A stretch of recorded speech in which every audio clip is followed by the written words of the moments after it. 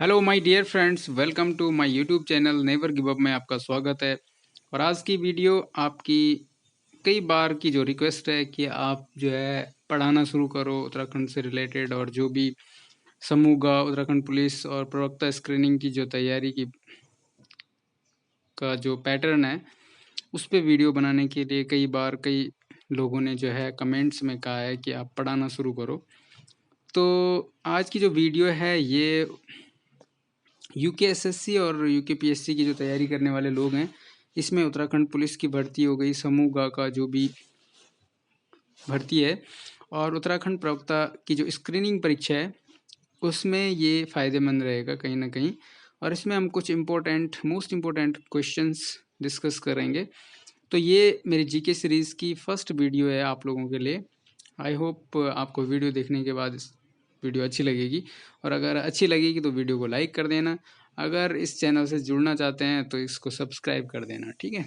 तो शुरू करते हैं। आज थोड़ा सा मैंने आपके लिए मटेरियल तैयार कर रखा है, तो उसको समझने की कोशिश करते हैं, जो आपके आगामी जो भी परीक्षाएं होने वाली हैं उसमें इम्पोर्टेंट हो सकते हैं, ठीक है।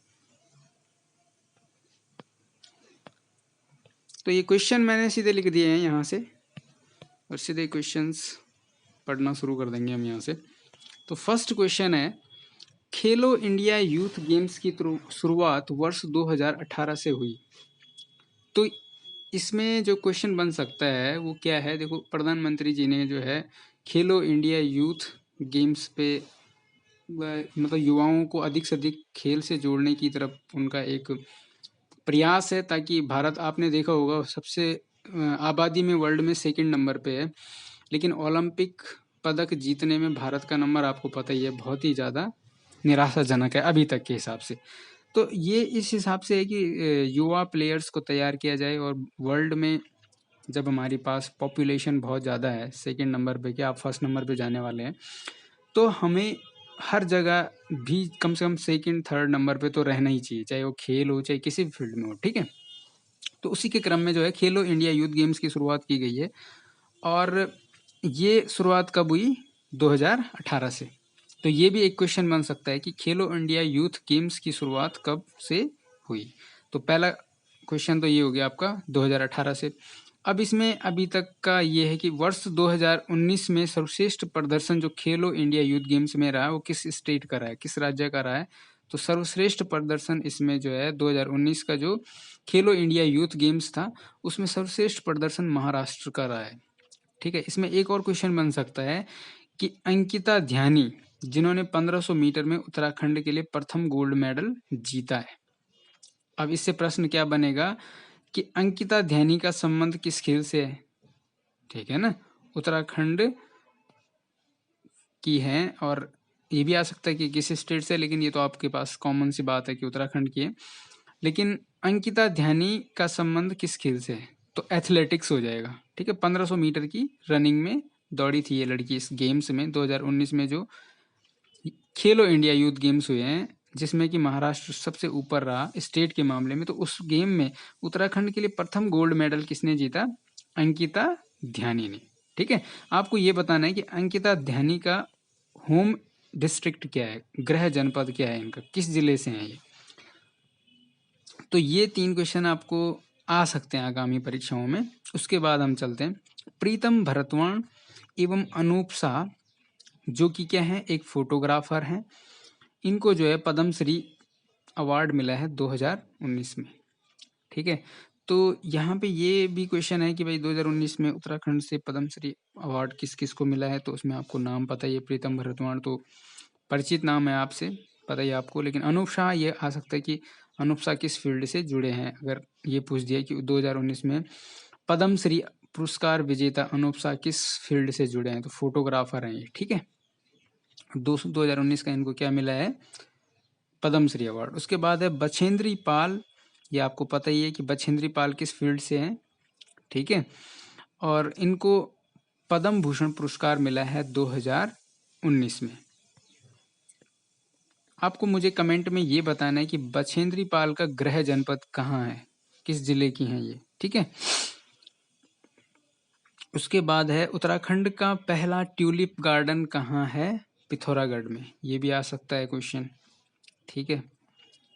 गढ़वाली भाषा का प्रथम मासिक पत्र का नाम क्या है?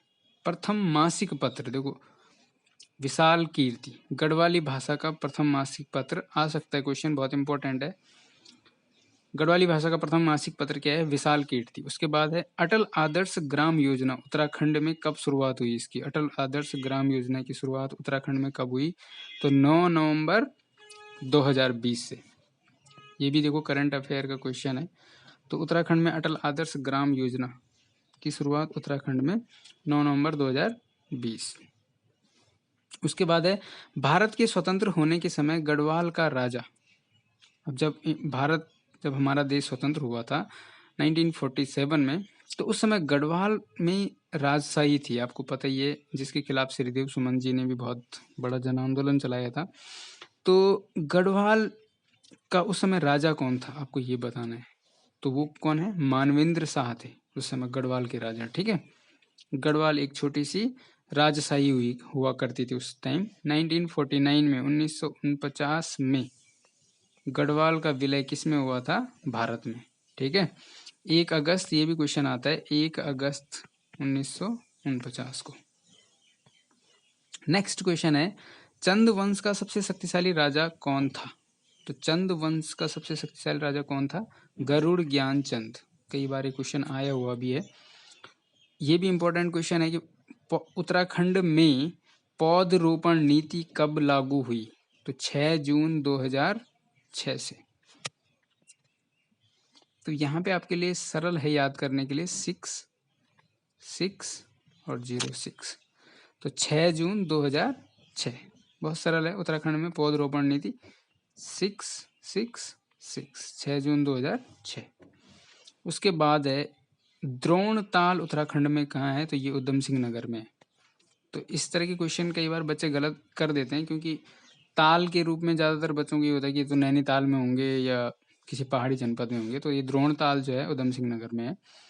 और उत्तराखंड में सर्वाधिक वन भूमि वाली नदी कौन सी है? तो उत्तराखंड में सर्वाधिक वन भूमि वाली नदी कौन सी है? टॉन्स नदी है।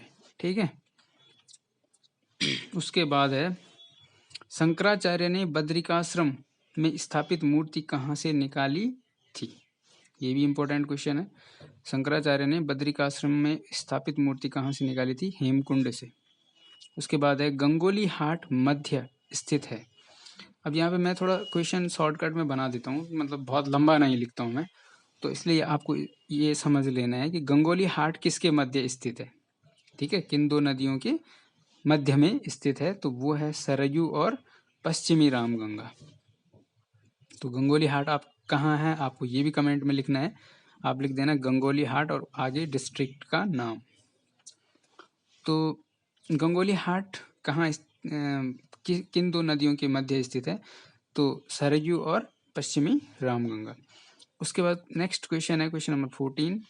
गढ़वाल की प्रथम महिला लेखिका विद्यावती डोभाल की पहली रचना। गढ़वाल की प्रथम महिला लेखिका, बहुत इंपॉर्टेंट क्वेश्चन है, ध्यान से आप थोड़ा सा। प्रथम महिला लेखिका है इसलिए इंपॉर्टेंट है। इनका नाम क्या है? विद्यावती डोभाल। तो इनकी पहली रचना क्या थी? अमृत की बूंदें। 1929 में ये प्रकाशित हुई थी। अमृत की बूंदें 1929।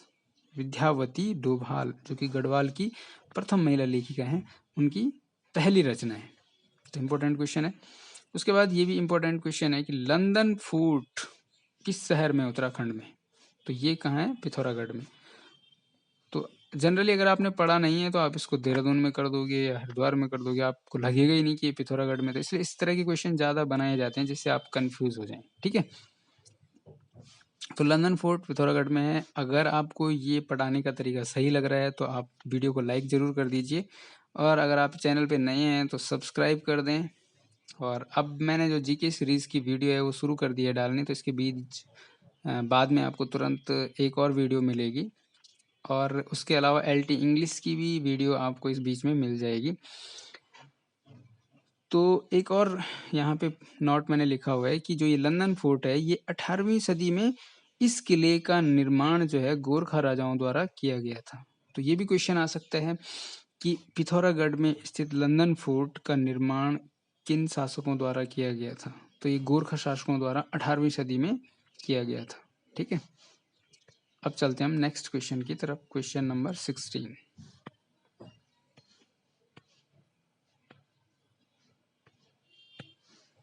अब क्वेश्चन नंबर 16 है, थोड़ा सा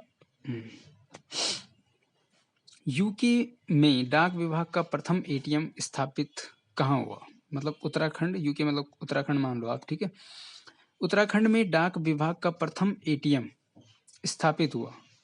तो ये क्वेश्चन है कि मतलब अब डाक विभाग का भी एटीएम शुरू हो गया, आपको पता ही है। बैंक का काम अब जो है डाक विभाग भी कर रहा है, क्योंकि वहाँ पे भी अकाउंट खोले जा रहे हैं। ठीक है, तो उन्होंने भी एटीएम मशीन की सुविधा उपलब्ध करा दी है। तो सर्वप्रथम मतलब कहाँ पे इन्होंने अपना एटीएम स्टार्ट किया? तो वो है हेड पोस्ट ऑफिस देहरादून। ठीक है, मुख्य डाकघर देहरादून, हिंदी में आप अगर लिखेंगे तो मुख्य डाकघर देहरादून। उसके बाद है उत्तराखंड शैक्षिक प्रबंधन एवं प्रशिक्षण संस्थान कहाँ स्थित है? उत्तराखंड में शैक्षिक प्रबंधन एवं प्रशिक्षण संस्थान कहाँ पे है? ये नरेंद्र नगर में है। ठीक है, उसके बाद नेक्स्ट क्वेश्चन है क्वेश्चन नंबर 18। कुमाऊं क्षेत्र के मेलों में किया जाने वाला प्रमुख नृत्य है? तो कुमाऊं क्षेत्र में जो मेले होते हैं, मेले त्योहार वगैरह, जो उनमें जो नृत्य प्रमुख रूप से किया जाता है वो होता है भगनोल नृत्य। ठीक है, अब एक और क्वेश्चन है, बगजी बुग्याल कहाँ स्थित है? तो ये है चमोली जनपद में बगजी। ठीक है, उसके बाद है बाणासुर किला को स्थानीय भाषा में, देखो बाणासुर किला आपने ये बताना है मुझे कि बाणासुर का जो किला है वो उत्तराखंड के किस जनपद में है? ये भी क्वेश्चन आ सकता है। ठीक है, तो ये आपने कमेंट में लिखना है, बाणासुर किला डैश करके लिख देना आगे जिस जनपद में है। अब इसमें नया क्वेश्चन ये है कि इसको स्थानीय भाषा में, उस जिले की स्थानीय भाषा में क्या कहा जाता है इसको? तो इसमें कई सारी चीजें का है, मतलब अब लोकल लोग अलग अलग तरीके से उच्चारण करते होंगे। तो बाने कोट भी बोलते हैं, बाणा कोट भी बोल देते हैं, कोट का पहिया भी बोल देता है, और असुर बाण का किला। तो इतने सारे लोग मतलब इसको लोकल लैंग्वेज में लोकल तरीके से आपको वहां पे लोग इसको बोलते हैं बाणासुर के किले को। ठीक है, नेक्स्ट है उत्तराखंड वन पंचायत प्रशिक्षण एकेडमी। ठीक है, उत्तराखंड वन पंचायत प्रशिक्षण एकेडमी कहाँ है? तो ये क्वेश्चन भी कई बार आ रखा है। तो ये है हल्द्वानी नैनीताल में। ठीक है, उसके बाद है चांदपुर साम्राज्य स्थापित हुआ था, तो किस जिले में हुआ था? चमोली में। ये भी इंपॉर्टेंट क्वेश्चन है। ये जो मैं आपको क्वेश्चन बता रहा हूँ ये कई बार पेपरों में आ चुके हैं और अधिकांश बार पूछे जाते हैं, क्योंकि ये मोस्ट इंपॉर्टेंट क्वेश्चन है। उसके बाद है विंसर वन्यजीव विहार कहाँ है? तो इसमें इसका जो एरिया है वो कितना है? 47 वर्ग किलोमीटर। तो क्या है इसका एरिया, मतलब क्षेत्रफल है। और इसकी स्थापना कब हुई थी? 1988 में।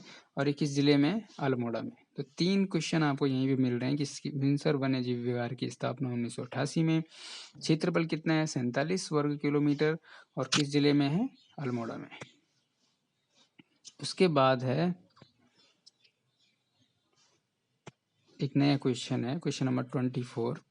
मिनोलगाड़, सुमालीगाड़, देवगढ़ सहायक नदियां हैं किस नदी की? कोसी नदी की। ये क्वेश्चन बहुत इंपॉर्टेंट है, वो दे देगा पेपर में कि सुमालीगाड़ किस नदी की सहायक नदी है? विकल्प में आ जाएगा कोसी नदी, गंगा नदी, या अलकनंदा नदी, किसी भी नदी का नाम लिख देगा। और तो सुमालीगाड़, मिनोलगाड़, देवगढ़, ये अलग अलग 3 नदियां हैं, और ये किसकी सहायक नदियां हैं? कोसी की। उसके बाद नेक्स्ट क्वेश्चन है यमुनोत्री मंदिर किस, एनएच का मतलब है नेशनल हाईवे, राष्ट्रीय राजमार्ग पर स्थित है?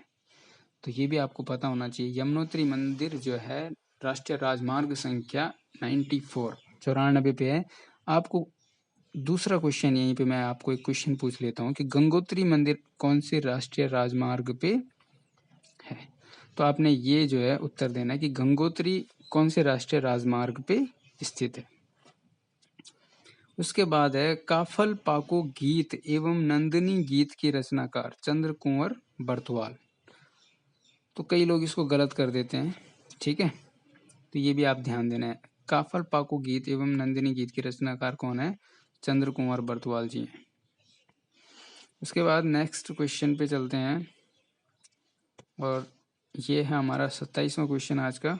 31 क्वेश्चन तक ही डिस्कस करेंगे आज। बागनाथ देवता की पूजा कौन करता है, कौन जनजाति करती है, प्रश्न ये है। जनजाति हैं जो उत्तराखंड की, उनमें से बागनाथ देवता की पूजा कौन करता है, तो ये है राजी जनजाति। मैं थोड़ा सा ऐसे लिखता हूँ, हैंड राइटिंग मेरी अच्छी नहीं है। तो राजी जनजाति जो है किस देवता की पूजा करती है, बागनाथ देवता की। उसके बाद है थारू जो जनजाति, ये भी जनजाति है।